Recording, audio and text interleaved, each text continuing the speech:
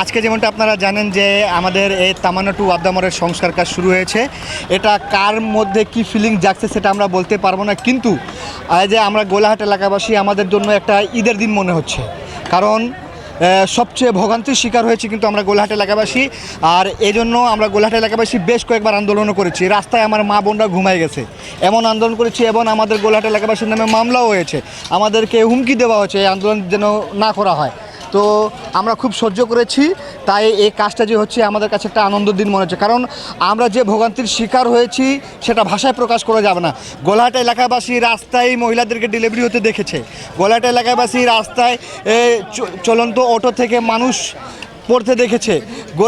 চলন্ত ভ্যান থেকে পড়ে মানুষ আহত হয়েছে, এমনকি মারাও গেছে হাসপাতাল নিয়ে। এমন ইয়ে করে তো এই জন্য শুধু আমি না, আমাদের পুরো এলাকাবাসী, গোলাহাট এলাকাবাসী মানে সবসময় আন্দোলনে ছিল।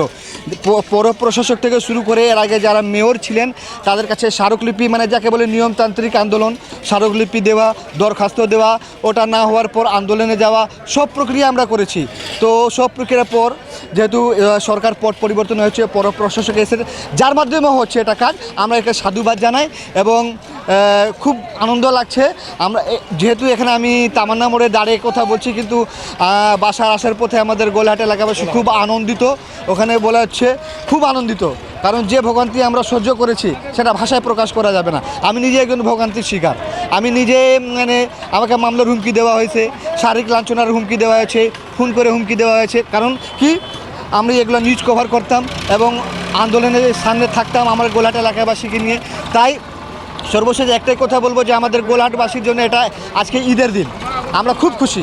যেখানে আমাদের গোলাহাট সবই, আমাদের এই যে মিলন আছে, দীপু আছে, আমরা খুব খুশি। তো এই কাজটার জন্য ভালো, এই টেকসই হোক। এবং পৌর প্রশাসকের কাছে আমাদের একটাই দাবি থাকবে, যেন এই কাজটা যেন থুক পুলিশ না হয়, থুক পুলিশ না হয়, যৌক্তিক কারণ হয়। যদি থুক পুলিশ মনে হয়, গোলাহাটের এলাকাবাসী আবার প্রতিবাদে না হয়।